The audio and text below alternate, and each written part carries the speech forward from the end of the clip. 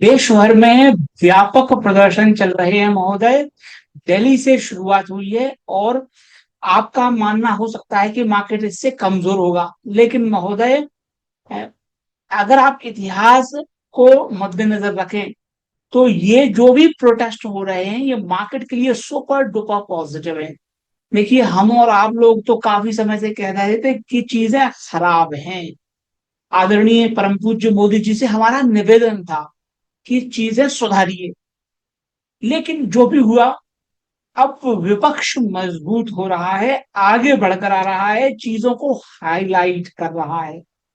तो ये जो घटनाक्रम है वो आपको महत्व उनका समझ में आएगा अगर आप जाएंगे 1991 में।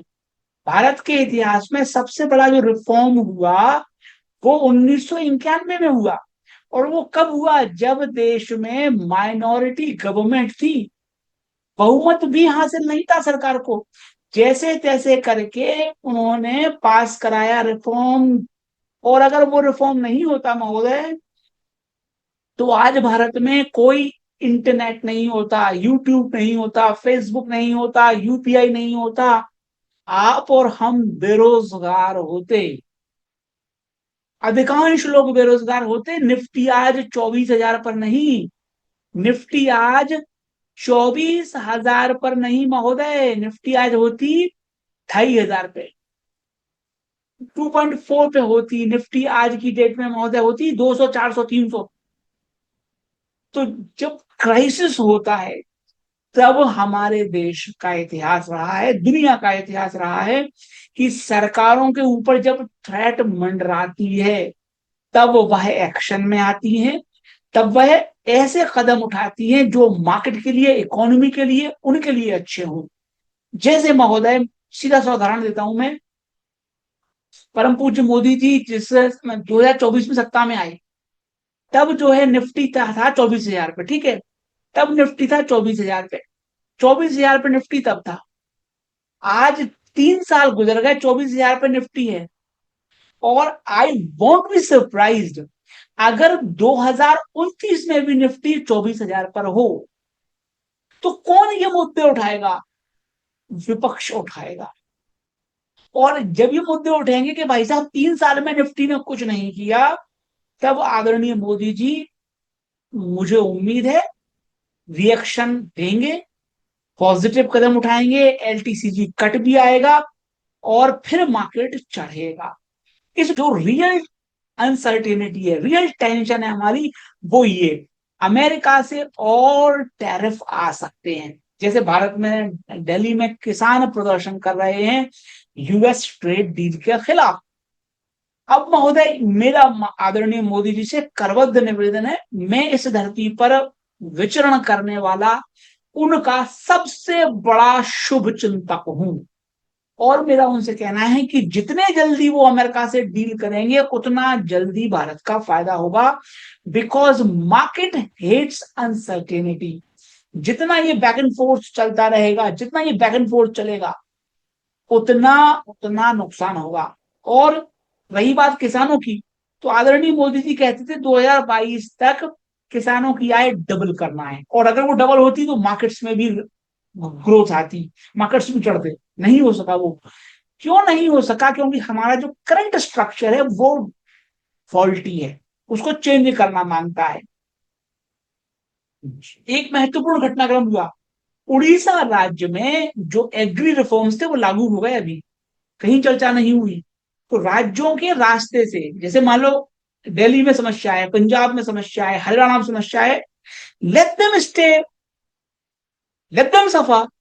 बट मध्य प्रदेश हो गया, तमिलनाडु हो गया, केरला हो गया, कर्नाटक हो गया, महाराष्ट्र हो गया, छत्तीसगढ़ हो गया, बिहार हो गया, जहां के किसान विरोध नहीं कर रहे हैं, कम से कम वहां आप एग्री रिफॉर्म्स लागू करें और यूएस के साथ डील करें, बहुत अच्छा हो जाएगा।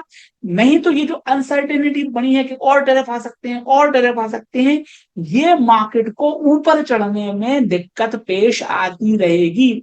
इसलिए महोदय, मेरा लगातार निवेदन है कि जब भी उछाल आए, आप तत्काल प्रॉफिट को शिफ्ट कर दें लिक्विड केस में, अथवा पीजी यूनिट में, अथवा फ्री एसेट बना लें। मैं नहीं चाहता कि आपका पैसा कहीं फंसे, आपका पैसा बने, उससे ज्यादा इंपॉर्टेंट है मेरे लिए आपका पैसा सुरक्षित रहे।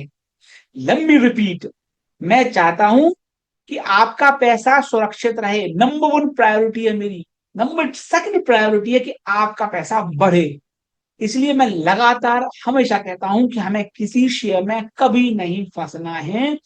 बहुत बड़े लॉस से आप, भयानक लॉस से आप बच जाएंगे अगर आप जल्दी टुकड़ों में बेच के निकल जाएं, दोबारा फिर खरीद लेंगे। ऊपरी लेवल पर थोड़ा सजग आप रहें, ऐसा मेरा आपसे निवेदन लगातार बरकरार। रशियन फ्रेंडशिप महोदय, जरा कल्पना कीजिए अगर अमेरिकी हमले में 4 इंडियन हताहत होते तो आपका क्या रुख रवैया होता। जहाज जा रहा था, ग्रेन उस पर सवार था, अनाज ले जा रहे थे। रशिया का कहना है साहब उसमें हथियार थे, फोड़ दिया उसको, बर्बाद कर दिया। रशिया भारत के साथ बातचीत कर रहा है, जाहिर तौर पर दुख प्रकट करेंगे, बहुत अच्छा है। मेरा आपसे निवेदन है कि भैया आप ये देखिए कि रशिया के प्रति आपके हृदय में सॉफ्ट कॉर्नर है, होना भी चाहिए। मेरा सिर्फ निवेदन ये रहता है कि भैया रशिया भी भारत से माल खरीदे, रशिया बराबरी का दर्जा दे हमें। ये मत समझे कि वो सेलर है हम बायर हैं, वी आर पार्टनर्स। इतना सा है। रही बात ये जो हुआ महोदय, इट इज शेयर एक्सीडेंट, मैं इसको टूल नहीं दूंगा, ये शेयर एक्सीडेंट है। हो सकता है इंफॉर्मेशन का इश्यू है, उनको गलत जानकारी मिल गई। लेकिन रशिया से जो मैंने आपसे निवेदन किया, मुझे कोई दुश्मनी नहीं है व्लादिमीर पुतिन साहब से। मेरा पॉइंट सिर्फ इतना सा है कि भाई जी आप थोड़ा सा भारत से माल खरीदिए। आज महोदय बड़ी अच्छी बात आई, रुपया थोड़ा मजबूत हो गया। ये जो रेड है, रेड मतलब रुपी स्ट्रॉन्ग। और जहां ये रुपी थोड़ा सा 12 रुपए मजबूत हुआ, आप इम्पैक्ट देख लीजिए, तत्काल इम्पैक्ट है महोदय। हाथ कंगन को आरसी क्या, पढ़े लिखे वो फारसी क्या, तत्काल आज बाइंग आ गई, देखो आप। और ये बाइंग कल के लिए पॉजिटिव हो सकती है। 1650 करोड़ की आज एफआईआई ने बाइंग कर दी, तो वो डायरेक्ट रिलेशनशिप है। लेकिन ये ध्यान में रखिए महोदय कि रुपया समय समय पर उछाल मारेगा, बट ब्रॉड ट्रेंड ये है कि रुपया लगातार गिरता रहेगा, क्योंकि हम एक्सपोर्टिंग इकोनॉमी है, हमें एक्सपोर्ट करना है, तो हमारा रुपया हमेशा कमजोर रहेगा।